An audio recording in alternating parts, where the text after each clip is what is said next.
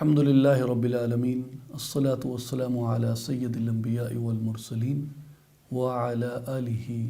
وصحبہ اجمعین۔ قابل احترام ساتھیوں اور بھائیوں، السلام علیکم ورحمۃ اللہ وبرکاتہ۔ یکم رمضان المبارک کے حوالوں سے اہل اسلام میں اپنی فضیلت رکھتا ہے، اور خاص طور پہ ہمیں اس ماہ مبارک کی اس لیے بہت انتظار ہوتا ہے کہ سید الانبیاء رسول اللہ صلی اللہ علیہ وآلہ وسلم اس ماہ مبارک کا استقبال کرتے، اس کے آنے سے پہلے اس کی تیاری شروع کر دیتے، اور آپ صلی اللہ علیہ وآلہ وسلم اس کے آنے سے بہت پہلے اس کے متعلق مختلف دعائیں فرمایا کرتے۔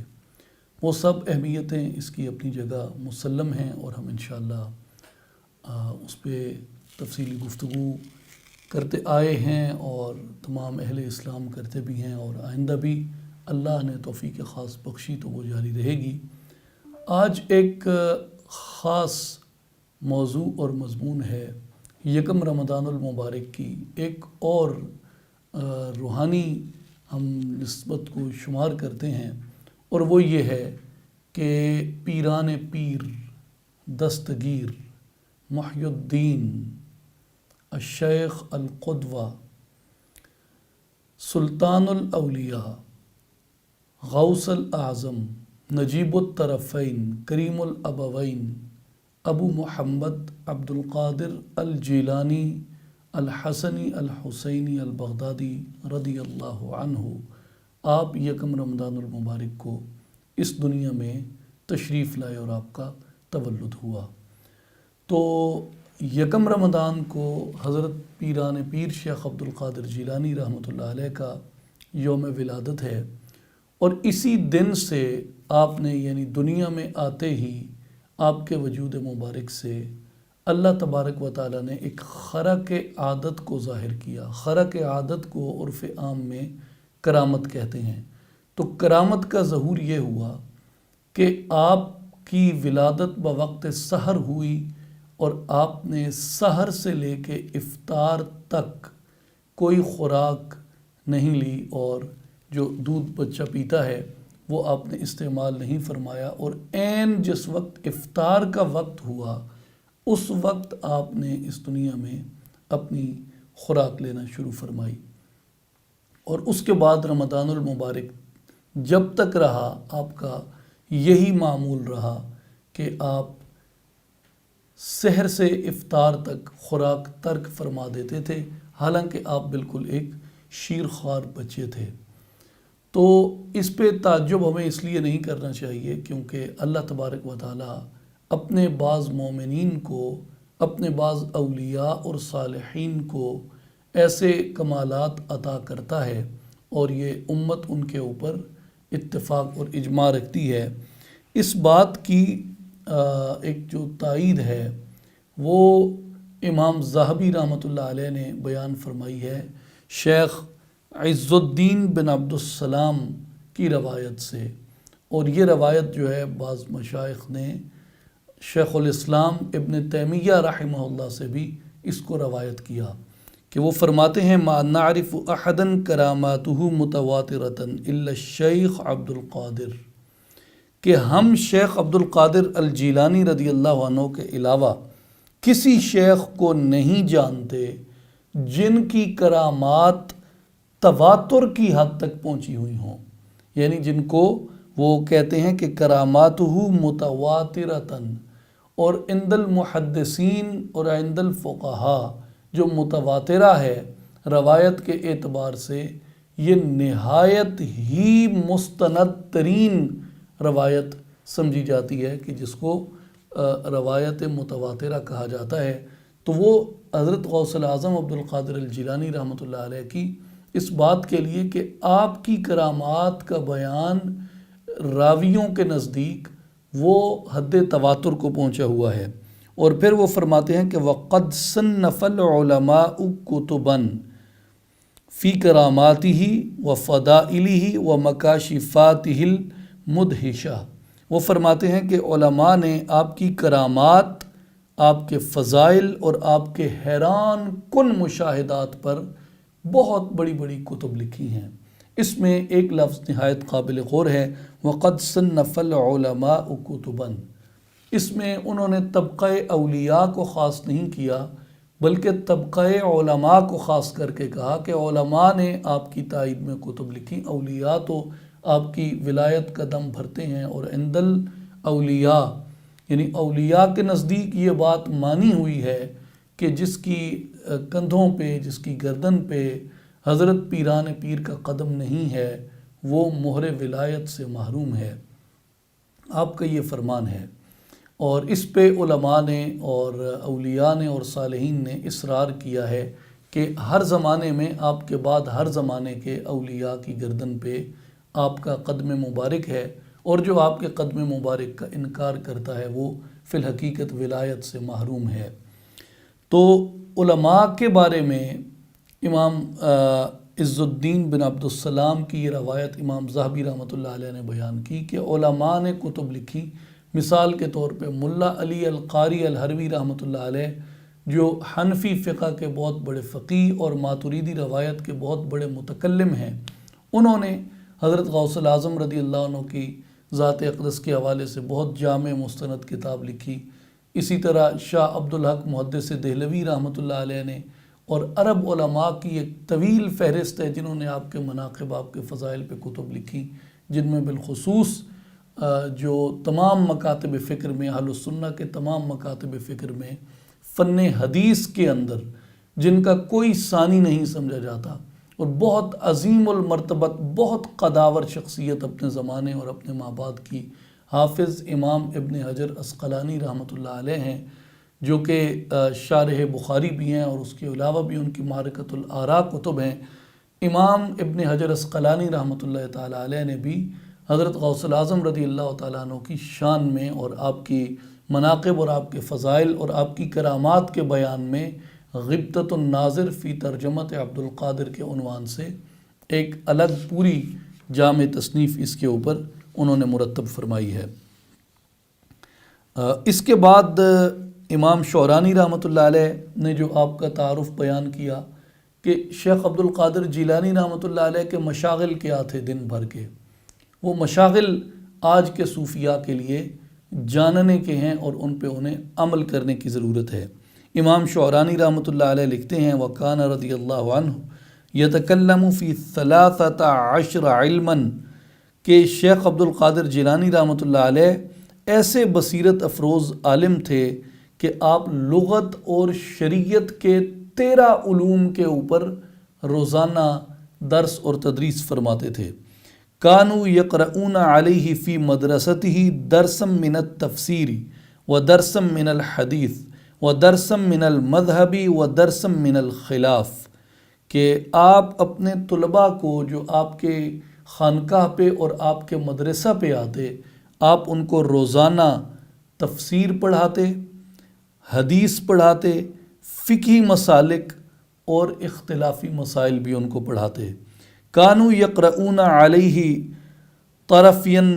نہار التفسیر وعلوم الحدیث والمذہب والخلاف والاصول والنحو، صبح و شام آپ کے پاس تفسیر، علوم حدیث، فقہی مسالک، اختلافی مسائل، علم اصول اور علم نحو یعنی عربی گرامر اور اس کی فصاحت و بلاغت کو آپ پڑھاتے، اور ظہر کے بعد آپ قرآن مجید کی تجوید اور قرات آپ ارشاد فرمایا کرتے اپنے مدرسہ کے اندر۔ اور امام شعرانی رحمۃ اللہ علیہ ہی طبقات الکبریٰ میں آپ کے بارے میں یہ لکھتے ہیں، اور دیگر بھی تمام محدثین اور مورخین نے یہ لکھا ہے کہ وَكَانَ يُفْتِي عَلَى مَذْهَبِ الْإِمَامِ الشَّافِعِيِّ وَالْإِمَامِ احمد بن حنبل رضی اللہ عنہما، کہ آپ 2 فقہوں پہ فتویٰ دیتے تھے، فقہ شافعی کے اوپر اور فقہ حنبلی کے اوپر، یعنی یہ 2 فقہیں تھیں جن سے سیدی عبد القادر الجیلانی رحمۃ اللہ علیہ استفادہ فرماتے، اور ان 2 فقہوں کے اوپر آپ فتویٰ دیتے۔ اولاً آپ شافعی تھے، اور اس کے بعد آپ نے فقہ حنبلی کو بھی فقہ شافعی کے ساتھ اختیار کیا، اور فی الحقیقت یہ ہے کہ آپ اپنے زمانے میں فقہ حنبلی کے امام تھے، اور یہ امام ذہبی رحمۃ اللہ علیہ نے امام السمعانی کے حوالے سے لکھا ہے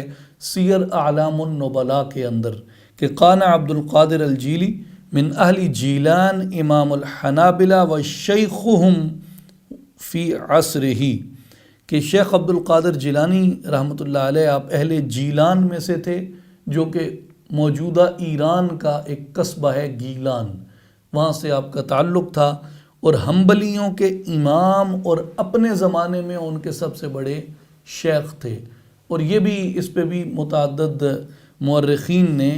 بحث کی ہے کہ در حقیقت فقہ حنبلی کا جو سیدنا امام احمد ابن حنبل رضی اللہ عنہ کی فقہ تھی، اس کا احیاء نو سیدی شیخ عبد القادر جیلانی رحمۃ اللہ علیہ کے مدرسے سے ہوا، اور حضرت شیخ عبد القادر جیلانی کے بعد آپ کو جتنے نام ملتے ہیں فقہ حنبلی کے سبھی بڑے بڑے، وہ فی الاصل سیدی عبد القادر الجیلانی رحمۃ اللہ علیہ کے اپنے شاگرد ہیں یا آپ کے شاگردوں کے شاگرد ہیں، جتنے بھی آپ کو حنبلی فقہا نظر آتے ہیں۔ اور امام ابن الجوزی رحمۃ اللہ علیہ، آپ نے المنتظم فی تاریخ الملوک والامم میں آپ نے لکھا کہ حضرت شیخ عبد القادر جیلانی رحمۃ اللہ علیہ جو تھے، یہ ابو سعید المخرمی، جن کو ہمارے ہاں اہل ہند میں المخزومی بھی لکھا جاتا ہے، یہ ایک ہی شخصیت ہیں۔ ابو سعید المخرمی رحمۃ اللہ علیہ جو تھے، آپ کا مدرسہ تھا باب الازج کے مقام پہ۔ جب ان کا انتقال ہو گیا، وہ حضرت شیخ عبد القادر جیلانی کے شیخ تھے، جب ان کا انتقال ہو گیا تو ان کا مدرسہ جو تھا وہ سیدی شیخ عبد القادر الجیلانی رضی اللہ عنہ کے سپرد ہوا۔ اور آپ فرماتے ہیں کہ اس کے بعد فَتَكَلَّمَ عَلَى النَّاسِ بِلِسَانِ الْوَعْظِ وَظَهَرَ لَهُ صِيتٌ بِالزُّهْدِ وَكَانَ لَهُ صَمْتٌ وَصَمْتٌ۔ وہ فرماتے ہیں کہ آپ نے وہاں لوگوں کو واعظ کیا، اور پھر آپ کے زہد کا جو چرچا تھا وہ گلی گلی عام ہو گیا بغداد میں اور پوری بلاد اسلامیہ میں، اور آپ کی جو صورت تھی اور آپ کی جو حیت تھی اس میں اتنا جلال، اتنی وجاہت، اتنی روحانیت اور ایسی تاثیر تھی کہ وہ لوگوں کے اوپر ہیبت طاری کر دیتی اور لوگ خاموش ہو جاتے۔ وَضَاقَتِ الْمَدْرَسَةُ بِالنَّاسِ فَكَانَ يَجْلِسُ عِنْدَ سُؤْرِ بغداد مُسْتَنِدًا إِلَى الرِّبَاط۔ اور آپ فرماتے ہیں امام ابن جوزی کہ یہ مدرسہ جب آپ کے زہد اور آپ کے واعظ کی اور آپ کی حیت اور آپ کی صورت کی شہرت لوگوں میں عام ہوئی تو وہ مدرسہ بھرنا شروع ہو گیا، اور اس قدر بھر گیا کہ آپ کی خانقاہ کے ساتھ ملی بغداد شہر کی جو دیگر دیواریں تھیں، جو ارد گرد کے مکانات تھے، ان کی چھتوں اور دیواروں کے اوپر بھی لوگ چڑھ جاتے اور سیدنا شیخ عبد القادر جیلانی کا واعظ سنتے اور آپ کی صورت مبارک کی زیارت کرتے۔ وَيَتُوبُ عِنْدَهُ فِي الْمَجْلِسِ خَلْقٌ كَثِيرٌ، اور آپ کی جو مجلس تھی، ہر مجلس سے بڑی تعداد میں لوگ تائب ہو کر اٹھتے اور اللہ کے ساتھ اخلاص کا وعدہ، دین کے ساتھ اخلاص کا وعدہ، اور محمد مصطفیٰ احمد مجتبیٰ صلی اللہ علیہ وآلہ وسلم کی شریعت مطہرہ کے ساتھ اخلاص کا وعدہ لے کر وہ لوگ جاتے۔ اور پھر فرماتے ہیں فَعُمِّرَتِ الْمَدْرَسَةُ وَوُسِّعَتْ وَتَعَصَّبَ فِي ذَلِكَ الْعَوَامُ، پھر مدرسہ وسیع ہو گیا اور آپ کے مدرسے کی وسعت میں اہل بغداد نے بڑھ چڑھ کر حصہ لیا۔ وَأَقَامَ فِيهَا يُدَرِّسُ وَيَعِظُ إِلَىٰ أَن تُوَفِّيَ، اور آپ نے اپنی وفات تک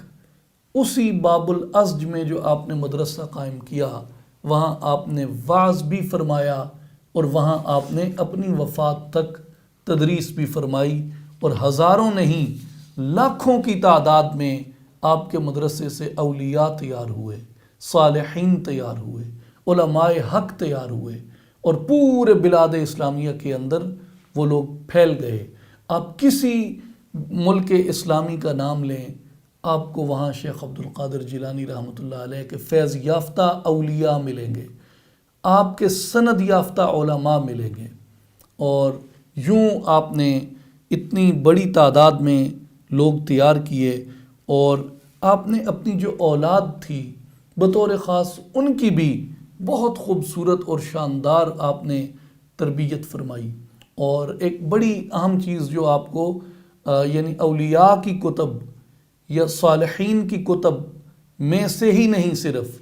بلکہ آپ اگر محدثین کی اور طبقات المحدثین کی کتب دیکھیں تو ان میں بھی آپ کو یہ معلوم ہوتا ہے کہ حدیث رسول صلی اللہ علیہ وآلہ وسلم کی جتنی خدمت باب الازج سے سیدی شیخ عبد القادر جیلانی اور آپ کے 10 بیٹوں نے کی ہے، اس زمانے میں حدیث شریف کی اتنی خدمت پورے بلاد اسلامیہ میں کہیں نہیں ہوئی۔ اس کی ایک بہت بڑی مثال جو ہے وہ امام ذہبی رحمۃ اللہ علیہ کی کتاب المعین فی طبقات المحدثین ہے، جس میں امام ذہبی نے امیر المؤمنین خلیفہ بلا فصل سیدنا ابو بکر صدیق رضی اللہ تعالیٰ عنہ کے زمانہ مبارک سے لے کے انہوں نے بعد کے اپنے زمانے تک کے تقریباً 2424 محدثین کو انہوں نے شمار کیا ہے، اور یہ خاص تعداد ہے 2424، اور ان میں انہوں نے 550 ہجری کے جو مشائخ حدیث تھے ان میں سیدنا غوث پاک رضی اللہ تعالیٰ عنہ کو بھی شمار کیا، اور 600 ہجری اور اس کے بعد کا جو طبقہ محدثین ہے اس کے اندر انہوں نے آپ کے اکثر شہزادگان کو اس میں شمار کیا۔ اور پھر ایک بڑی خاص بات یہ کہ آپ جب المعین فی طبقات المحدثین میں وہ فہرست دیکھتے ہیں تو اس زمانے کے بعد کے جتنے محدثین آتے ہیں ان کی وہ پوری شیوخ کی جہاں انہوں نے ذکر کیا اور تذکرہ کیا، ان میں آپ کو معلوم ہوگا کہ کسی محدث نے خود شیخ عبد القادر جیلانی سے سماع حدیث کیا، کسی نے موسیٰ بن عبد القادر سے کیا، کسی نے عبد الرزاق بن عبد القادر سے کیا، کسی نے عبد الوہاب بن عبد القادر سے کیا، کسی نے عبد العزیز بن عبد القادر سے کیا۔ تو گویا جتنے بھی اس کے بعد آپ کو محدثین نظر آتے ہیں اکثریت ان کی جو تھی وہ آپ کے شہزادگان سے پڑھے، اور پھر آپ کے شہزادگان جو تھے وہ ایک جگہ پہ نہیں بیٹھے تھے، ان میں سے کوئی واسط میں چلا گیا، ان میں سے کوئی قاہرہ میں چلا گیا، ان میں سے کوئی دمشق میں جا کے بیٹھ گیا، ان میں سے کوئی بغداد کے اندر بیٹھا رہا، ان میں سے کوئی بصرہ میں جا کے بیٹھ گیا، کوئی مکۃ المکرمہ میں بیٹھ گیا۔ گویا جتنے بڑے بڑے علمی مراکز تھے اس وقت کی دنیا اسلام کے، وہاں آپ کے 10 شہزادگان جلوہ فرما تھے جو محدثین کی بڑی بڑی جماعتیں تیار کر کے وہاں سے بلاد اسلامیہ میں بھیج رہے تھے، جہاں سے فن حدیث کی، حدیث شریف کی بہت عظیم خدمت جو تھی یہ پھوٹی۔ اور پھر اسی طرح اس کے بعد آپ کے بیٹوں کے بیٹے یعنی آپ کے پوتے، آپ کے پر پوتے، آپ کے پر پر پوتے، اور نسل در نسل یہ سلسلہ جو ہے اسی طرح چلتا رہا۔ اور آج بھی اگر آپ عرب کے اندر جو اشراف کہلاتے ہیں، یعنی جنہیں ہم اردو میں سید کہتے ہیں، عرب میں ان کو عرف عام میں اشراف کہتے ہیں، اور اکثریت اشراف کی جو دین کی علمی روایت کے ساتھ جڑی ہوئی ہے، آپ کو یہ معلوم ہوگا کہ وہ سیدنا شیخ عبد القادر جیلانی رحمۃ اللہ علیہ کی اولاد پاک میں سے۔ آپ یمن میں چلے جائیں، آپ شام میں چلے جائیں، بغداد تو ہے ہی، عراق تو ہے ہی انہی کا، لیبیا کے اندر آپ چلے جائیں، المغرب کے اندر چلے جائیں، آپ افریقی عرب ممالک کے اندر چلے جائیں، آپ یہاں پاکستان کے اندر دیکھ لیں، ہمارے عہد سے بالکل متصل عہد جو بنتا ہے، یعنی مجھ سے ایک جنریشن اوپر جو ہیں انہوں نے وہ عہد دیکھا ہے جہاں بڑے بڑے شیوخ کرام سیدنا شیخ عبد القادر جیلانی رضی اللہ عنہ کی آل پاک سے پاک و ہند کے اندر تشریف لائے، یہاں انہوں نے دین کی خدمت کی، قرآن کی خدمت کی، علم کی خدمت کی، مسلمانوں کی خدمت کی، اور جو یہاں پہ دینی، مذہبی، علمی، روحانی، ملی تحریکیں چلتی رہیں ان کے قائد وہ لوگ ہوا کرتے تھے۔ اب بھی الحمدللہ سیدنا غوث پاک رضی اللہ تعالیٰ عنہ کا وہ فیض جو ہے علم کی صورت میں، روحانیت کی صورت میں، لوگوں کی تربیت کی صورت میں، دعوت اللہ کی صورت میں پوری دنیا اسلام کے اندر ہی نہیں بلکہ پورے عالم مشرق و مغرب میں پھیلا ہوا ہے۔ مجھے امریکہ میں ایک جگہ پہ جانے کا اتفاق ہوا ان کی اسٹیٹ ہے پینسلوینیا جو کہ واشنگٹن ڈی سی کے قریب ہے. وہاں ایک بہت دور افتادہ علاقے کے اندر جا کر ایک بابا جی کا مزار ہے، اور انہوں نے تقریباً ان کے ارد گرد کی پینسلوینیا اسٹیٹ کی جو آبادی تھی وہاں بہت بڑی تعداد میں عیسائیوں کو اور یہودیوں کو انہوں نے مشرف اسلام کیا، اور ان کے جتنے مریدین ہیں ان کی اکثریت، جن کو ہم اپنی دیسی لینگویج میں گورا کہتے ہیں، یعنی وائٹ ریس پیپل جن کی سکن وائٹ ہے، وہ جیوز بھی ہیں، وہ کرسچنز بھی ہیں، ان کو انہوں نے مسلمان کیا، اور وہ ہزاروں کی تعداد میں ہیں. اور آپ رات کے کسی آخری پہر چلے جائیں یا دن کے دوپہر میں آپ وہاں چلے جائیں تو لنگر آپ کو وہی ملتا ہے. ترتیب ان کی اسی طرح ہے اور بہت سملر ہے، ملتی جلتی ہے جو ہمارے ہاں خانقاہی نظام ہے. وہ بابا محی الدین قادری ہیں، وہ بھی سیدنا غوث پاک رضی اللہ تعالیٰ عنہ کے فیض یافتگان میں سے تھے.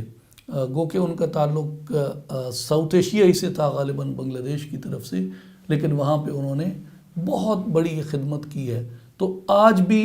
حضور غوث پاک کی یہ دعوت اللہ کا، لوگوں کو تائب کرنے کا، گناہوں کو ترک کرنے کا، اطاعت الہی اختیار کرنے کا، محبت الہی اختیار کرنے کا، راہ سلوک پہ چلنے کا، راہ شریعت پہ چلنے کا، اور علم دین کی خدمت کرنے کا، قرآن کی خدمت کا، فقہ کی خدمت کا، حدیث کی خدمت کا. تو یہ سلسلہ آج بھی الحمدللہ جاری و ساری ہے. اور اس کے بعد اب ہم گفتگو کے دوسرے حصے میں آتے ہیں، اور میں چاہوں گا کہ چند ایک اقتباسات اپنے پیر و مرشد کے، پیران پیر محی الدین حضرت شیخ عبد القادر جیلانی رحمۃ اللہ علیہ کے کچھ اقوال آپ کی خدمت میں پیش کروں. اور یہ جو کچھ اقوال ہیں یہ ہم نے اخذ کیے ہیں آپ کی معروف تصنیف جو آپ کی مختلف مجالس اور آپ کے مختلف مواعظ کے اوپر مبنی ہے، الفتح الربانی. پورے بلاد عرب و عجم میں اس کی شہرت ہے، اور آج کے یعنی بڑی عجیب بات ہے اور مجھے بڑی حیرت ہوتی ہے کہ ہمارے ہاں ان چیزوں پہ بات کیوں نہیں کی جاتی. یہ میرے خیال میں ہمارے درمیان بہت سے جو مشترکات ہیں مختلف مسالک میں، ان مشترکات میں سے یہ میں اس بات کو سمجھتا ہوں کہ بہت پچھلے عرصے میں پچھلے 100-150 سال سے کلیش ہے ایک گلوبل لیول پہ مسلمانوں کے مابین. وہ صوفی سلفی تنازعہ کہا جاتا ہے. آج کے ماڈرن سلفی علماء بھی اکثر اپنی تقاریر کے اندر سیدنا شیخ عبد القادر جیلانی رحمۃ اللہ علیہ کی الفتح الربانی سے، فتوح الغیب سے عبارات پیش کرتے ہیں اور تحسین کرتے ہیں، اور لوگوں کو نصیحت کے طور پہ وہ سیدنا شیخ عبد القادر جیلانی رحمۃ اللہ علیہ کے اقوال پیش کرتے ہیں. جتنے حنبلی شافعی علماء ہیں، وہ شیخ ابن تیمیہ ہوں، محدث ابن جوزی ہوں، شیخ ابن القیم ہوں، دیگر ان کے بعد آنے والے لوگ ہوں، انہوں نے بہت تحسین اور بہت توصیف کی ہے. اور مجھے وہ دیکھنے کا اتفاق ہوا وہ کتب جو شیخ ابن تیمیہ نے حضرت شیخ عبد القادر جیلانی کی کتاب الفتح اور فتوح الغیب کی جو انہوں نے شرح لکھی، بلکہ مہتر ہالینڈ ہیں، ایک مترجم ہیں، امریکی مترجم ہیں، انہوں نے کچھ سال پہلے اس کتاب کا انگریزی کے اندر بھی شیخ ابن تیمیہ کی شرح فتوح الغیب کا انگریزی میں ترجمہ کر کے انہوں نے شائع کیا، وہ بھی میرے پاس موجود ہے. تو یہ ان مشترکات میں سے ہیں حضرت شیخ عبد القادر جیلانی رحمۃ اللہ علیہ کی شخصیت مبارک، جن پہ سخت سے سخت اختلاف رکھنے والے علماء بھی ان کے تقوی پہ، ان کے زہد پہ، ان کی خدمات کے اوپر متفق ہیں اور اس کے معترف ہیں. اور آپ کی اسی نابغہ روزگار کتاب، لاجواب اور منفرد کتاب الفتح الربانی، جو پڑھ کے آپ کو پتہ چلتا ہے کہ توحید خالص کسے کہتے ہیں، وہ توحید خالص جو ہے آپ کو پیران پیر کی اس کتاب سے ملتی ہے. آئیے اس کے اقتباسات پڑھتے ہیں اور گفتگو کو اختتام کی طرف لے جاتے ہیں. آپ فرماتے ہیں اذا قلت لا الہ الا اللہ، جب تو نے کہا لا الہ الا اللہ، تو فقد ادعیت، تو توحید کا مدعی بن گیا. یقال ایھا القائل الک بینۃ، اب کہا جائے گا کہ اے دعویٰ کرنے والے تیرے دعوے کا کوئی گواہ بھی ہے؟ مل بینۃ، اگر کوئی گواہ ہے تو وہ گواہ کیا ہے؟ لا الہ الا اللہ کا گواہ کیا ہے؟ تو آپ فرماتے ہیں امتثال الامر والانتہاء عن النہی، تیرے اس دعوی توحید کی جو گواہی ہے وہ تیرے اعمال سے ہے، اور اس میں پہلی بات اوامر کے اوپر یقین رکھنا اور اوامر کی پیروی کرنا، اور ممنوعات سے یعنی نہیں سے اپنے آپ کو روک لینا۔ والصبر علی الآفات، مصیبتوں پر صبر کرنا۔ والتسلیم الی القدر، اور اللہ کی تقدیر کے سامنے اپنی گردن جھکا دینا، اس کی رضا کے سامنے اپنی گردن جھکا دینا۔ ہذہ بینۃ ہذہ الدعوی، آپ فرماتے ہیں کہ یہ اس دعوے کی دلیل ہے، یعنی جو کہے لا الہ الا اللہ، اس کے اوپر لازم ہے کہ وہ اوامر کی پیروی کرے اور نواہی سے اپنے آپ کو روک لے۔ اس پہ لازم ہے کہ وہ آفات پہ صبر کرے، تقدیر کے سامنے سرنگوں رہے۔ وَإِذَا عَمِلَتْ هَذِهِ الْأَعْمَالَ مَا تُقْبَلَ مِنْكَ إِلَّا بِالْإِخْلَاصِ لِلْحَقِّ عَزَّ وَجَلَ، اور یہ اعمال بھی تجھ سے حق تعالیٰ کے لیے اخلاص کے بغیر مقبول نہ ہوں گے، یعنی تو انہیں ریاکاری یا مجبوری کے تحت نہیں بلکہ اللہ سے اخلاص کی بنا پہ ان کو اختیار کر تو یہ مقبول ہوں گے۔ اور کوئی قول قبول نہیں ہوتا بغیر عمل کے، ولا عمل بلا اخلاص و اصابت السنہ، اور کوئی عمل مقبول نہیں ہوتا بغیر اخلاص کے اور بغیر سنت مصطفیٰ صلی اللہ علیہ وآلہ وسلم کی موافقت کے۔ آپ کی تیسری مجلس سے ایک اقتباس اخذ کیا جو کلمہ طیبہ اور ظاہر و باطن کے امتزاج کے اوپر ہے، گو کہ اس میں کلمہ طیبہ آپ نے اس طرح لکھا تو نہیں، لیکن یہ بات ساری اسی طرف جاتی ہے جو علامہ اقبال رحمۃ اللہ علیہ بھی کہتے ہیں کہ تو عرب ہے یا عجم ہے، تیرا لا الہ الا لغت غریب، جب تک تیرا دل نہ دے گواہی۔ خرد نے کہہ بھی دیا لا الہ تو کیا حاصل، دل و نگاہ مسلمان نہیں تو کچھ بھی نہیں۔ یہ وہ مقدمہ ہے جو اقبال نے سیدنا شیخ عبد القادر جیلانی رحمۃ اللہ علیہ کی ان تعلیمات سے اخذ کیا۔ آپ فرماتے ہیں وہی حقا، اور تجھ پر افسوس ہے، لسانک مسلم اما قلبک فلا، فرماتے ہیں افسوس تجھ پہ، تیری زبان تو مسلمان ہوئی لیکن تیرا دل مسلمان نہ ہوا۔ قولک مسلم اما فعلک فلا، تیرا قول تو مسلمان ہے لیکن تیرا عمل افسوس کہ وہ مسلمان نہیں ہے۔ انت فی جلوتک مسلم، تو اپنی جلوت میں تو مسلمان ہے، لوگوں کے دکھنے میں تو مسلمان ہے۔ اما فی خلوتک فلا، لیکن افسوس کہ تو اپنی خلوت میں مسلمان نہیں ہے۔ اما تعلم انک اذا صلیت وصمت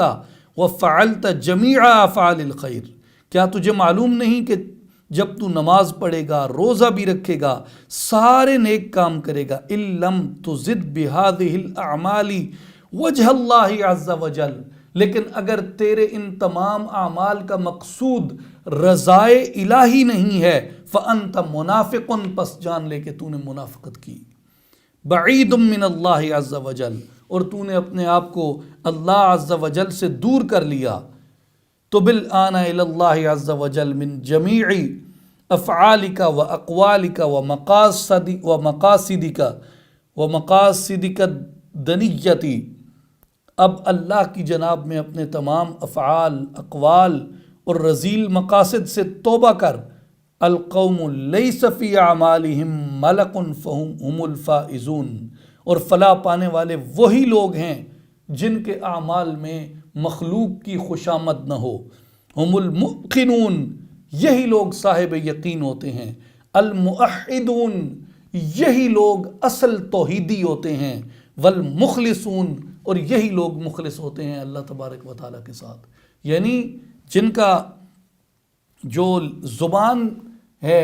وہ بھی مسلمان ہے تو قلب بھی مسلمان ہے، اگر ان کے اقوال مسلمان ہیں تو ان کے اعمال بھی مسلمان ہیں، اگر ان کی جلوت مسلمان ہے تو وہ خلوت میں بھی مسلمان ہوتے ہیں۔ آپ فرماتے ہیں اگر یہ نہ کیا جائے تو پھر منافقت ہے، اور اہل یقین، اہل توحید، مخلص فائزون وہی ہیں جو اپنے ظاہر اور باطن دونوں میں اسلام کو قبول کر لیتے ہیں۔ آپ کی 23rd جو مجلس ہے اس میں سے ایک اقتباس ہے کہ مسلمان کو حیا کس سے اختیار کرنا چاہیے۔ ہمارے یہاں لکھا ہوا ہوتا ہے کیمرے کی آنکھ دیکھ رہی ہوتی ہے، بڑے سے بڑا چور کانپتا ہے اس کے نیچے سے گزرتے ہوئے، بڑے سے بڑا مجرم کانپتا ہے۔ یہ اب شہروں کے باہر سیکیورٹی کیمراز لگے ہیں، اب اسلام آباد میں داخل ہوتے ہیں تو سیکیورٹی کیمراز لگے ہوئے ہیں وہاں پہ، تو جتنے بڑے بڑے مجرم ہیں وہ منہ چھپا کے گزرتے ہیں، بھائی فلیش لگے گا ریکارڈ میں آ جائیں گے۔ لیکن سیدنا شیخ عبد القادر جیلانی میرے پیر دستگیر فرماتے ہیں کہ حیا کس سے کرنا چاہیے؟ یا قوم اعملوا للقاء الحق عز وجل، اے لوگو حق سے ملنے کے لیے کام کرو، واستحیوا منہ قبل لقائہ، اور اس کی ملاقات سے پہلے شرماؤ، اس کی ملاقات سے پہلے اس کا حیا اختیار کر لو۔ کعبے کس منہ سے جاؤ گے غالب، شرم تم کو مگر نہیں آتی، اس کی طرف جانے لگے ہو تو پہلے حیا اختیار کرو۔ حیاء المؤمن من اللہ عز وجل ثم من خلقہ، مومن وہ ہے جو پہلے اللہ سے حیا اختیار کرتا ہے پھر خلق سے حیا اختیار کرتا ہے۔ کیمروں سے ڈرنے والوں، اس بصیر اور خبیر کی آنکھ کی بھی خبر رکھو، اس کی بینائی کی بھی خبر رکھو۔ وہ بھی دیکھتا ہے سب کچھ جو کچھ تم کرتے ہو، وہ بھی دیکھتا ہے اپنی بینائی اور اپنی قدرت سے اور اپنی شان کے لائق اپنی بینائی سے، جو ہمارے سینوں میں پوشیدہ ہے، شاید جس کو ہم بھی نہ جانتے ہو۔ میرے تحت الشعور میں کیا ہے میں نہیں جانتا، اس وقت مجھے یاد نہیں، مگر وہ جانتا ہے، اس کے علم سے کوئی چیز باہر نہیں۔ اس لیے آپ نے کہا کہ مخلوق کے حیا اختیار کرنے سے پہلے خالق کا حیا اختیار کرو۔ اور آپ کی 29th مجلس جو ہے فرمایا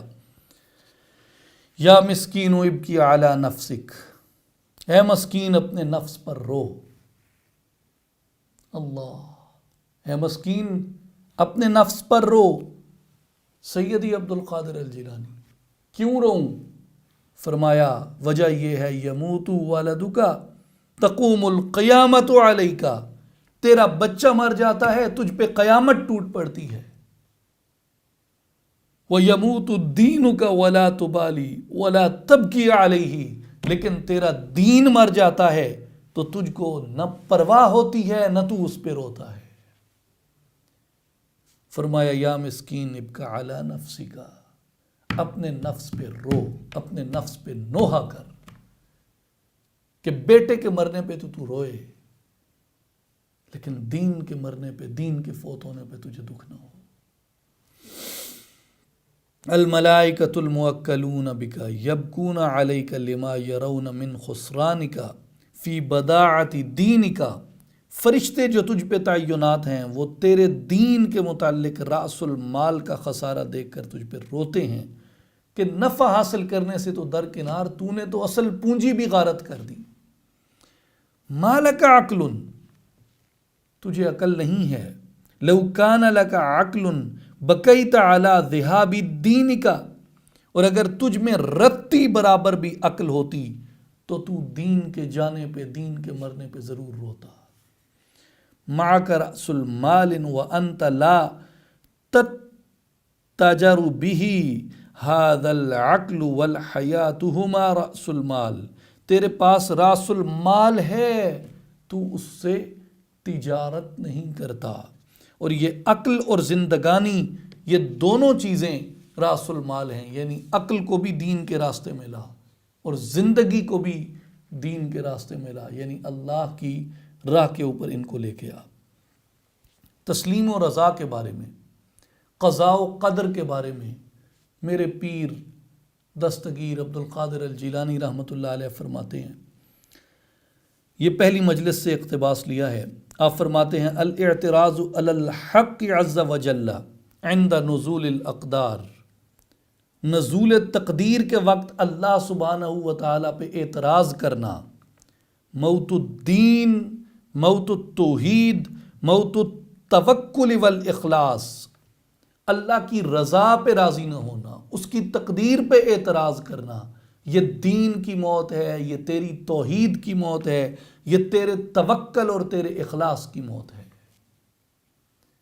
اب یہاں سمجھ آئی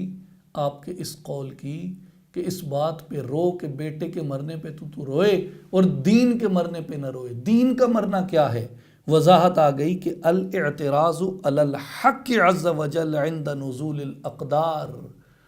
جب اس کی طرف سے تقدیر نازل ہوتی ہے تو اس پہ اعتراض کرنا تیرے دین کی موت ہے۔ اور اس سے مراد عند الصوفیہ اور عند العلماء المعانی، اس سے مراد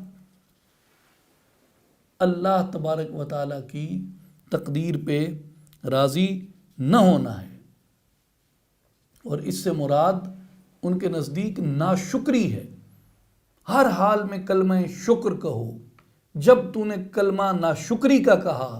تو اس کا مطلب ہے کہ تو اس کی تقدیر پہ راضی نہ ہوا۔ والقلب المؤمن لا يعرف لما وكيف لا يعرف بل یقول بلا، اور ایمان والا قلب جو ہوتا ہے نا، جس دل میں رتی بھر ایمان ہو، میرے پیر دستگیر فرماتے ہیں کہ وہ لفظ اللہ کی تقدیر کے بارے میں کیوں اور کس طرح کو نہیں جانتا، وہ لفظ بلکہ کو نہیں جانتا، بل یعنی لا یعرف بل، وہ بل کو نہیں جانتا، بلکہ کو نہیں جانتا، یقول بلا، اس کے پاس تو صرف ہاں ہوتی ہے، اس کے پاس تو صرف اطاعت میں سر جھکا دینا ہوتا ہے۔ کشتگان خنجر تسلیم را، ہر زماں از غیب جانے دیگر است، وہ بلا کو جانتا ہے صرف، کہ جو اس کی تسلیم و رضا کی چھری سے ذبح ہو جاتے ہیں، ان کو ہر لمحہ اس کی جناب سے ایک نئی زندگی عطا کی جاتی ہے۔ نال محبت نفس کٹھونے گھن کزادی کاتی ہوں، وہ اپنے نفس کا گلا کاٹ ڈالتے ہیں اس کی تقدیر سے موافقت اختیار کرنے کی چھری کے ساتھ۔ یہ میرے پیر سلطان العارفین سلطان باہو رحمۃ اللہ علیہ کا قول ہے۔ سدھا ہو کوہی ویے باہو، قطرہ رہے نہ غمدہ ہو،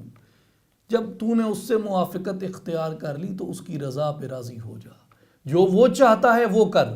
اپنے نفس کی انا کو، اپنے نفس کی خواہشات کو ترک کر دے۔ حق کی موافقت کے بارے میں چوتھی مجلس سے اقتباس لیا۔ آپ فرماتے ہیں کہ الزموا موافقت الحق عز وجل،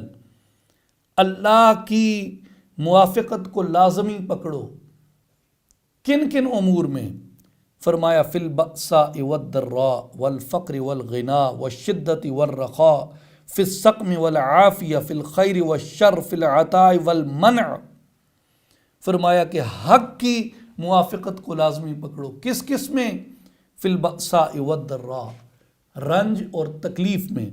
والفقر والغناء، افلاس میں ہو یا خوشحالی میں ہو، والشدت والرخاء، سختی میں ہو یا نرمی میں ہو، والسقم والعافیہ، بیماری میں ہو یا تندرستی میں ہو، فی الخیر والشر، بھلائی پہنچنے میں ہو یا برائی پہنچنے میں ہو، فی العطاء والمنع، بخشش اور ہاتھ روکنے دونوں کے وقت اس کی تقدیر کے ساتھ، اس کی رضا کے ساتھ موافقت کو لازم پکڑو۔ ما ارا لکم دواء الا التسلیم الی الحق عز وجل، میرے نزدیک شان تسلیم کے سوا تمہاری کوئی دوسری دوا نہیں۔ اگر نفس کی برائیوں سے چھٹکارا چاہتے ہو، اگر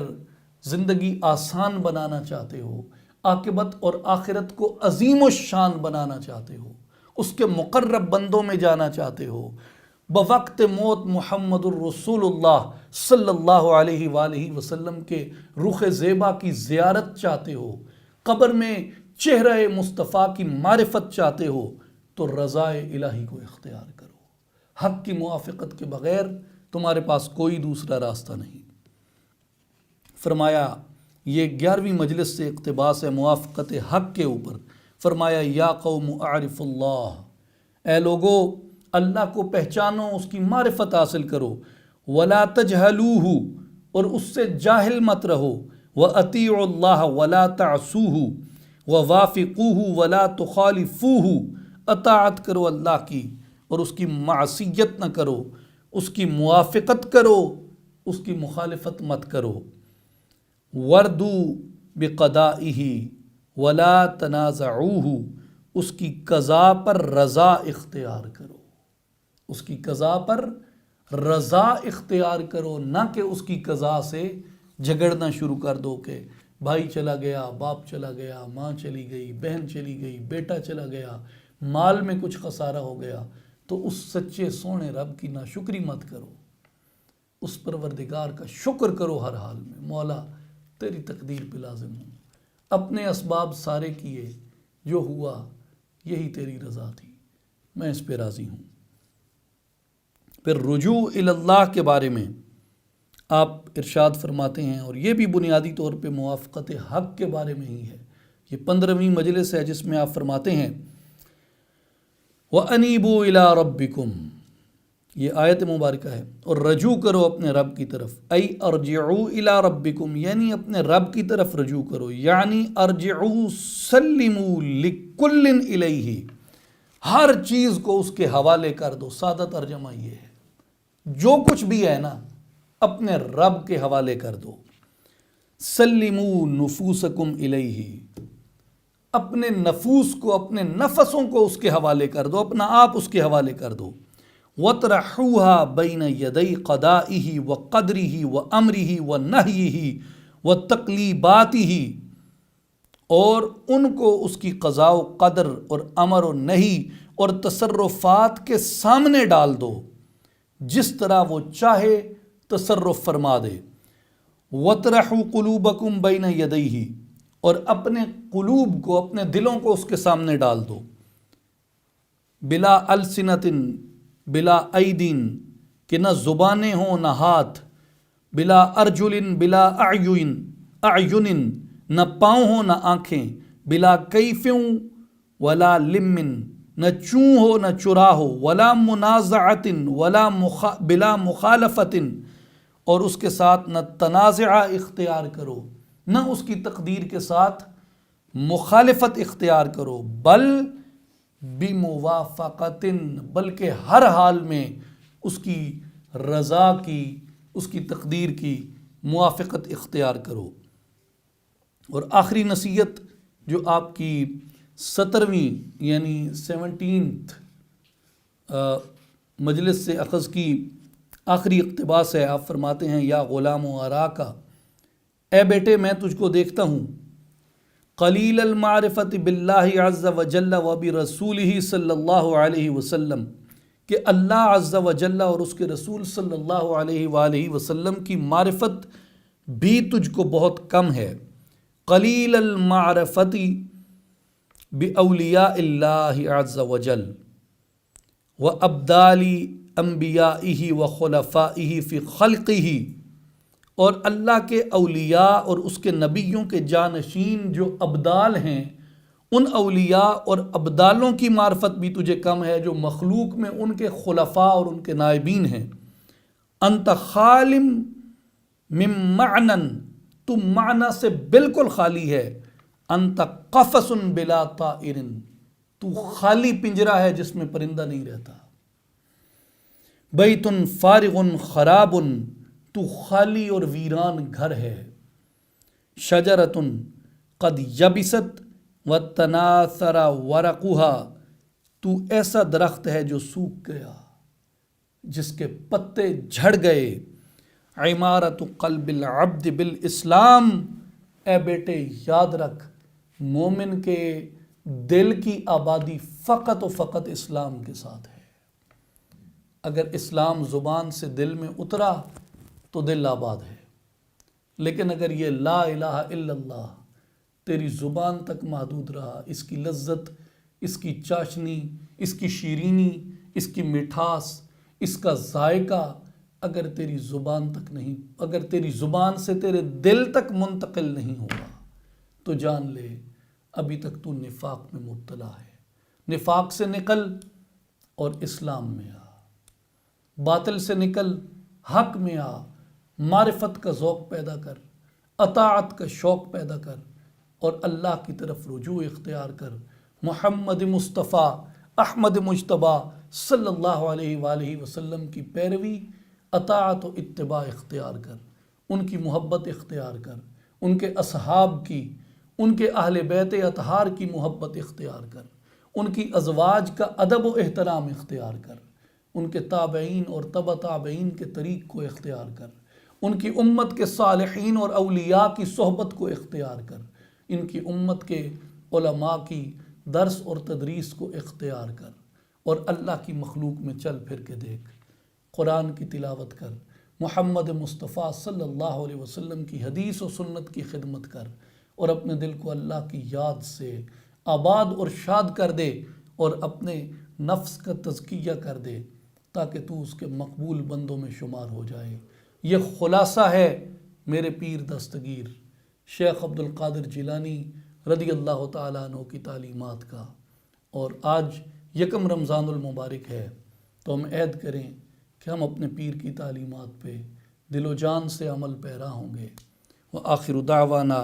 ان الحمد للہ رب العالمین، الصلاۃ والسلام علی سید الانبیاء والمرسلین وعلی آلہ وصحبہ اجمعین۔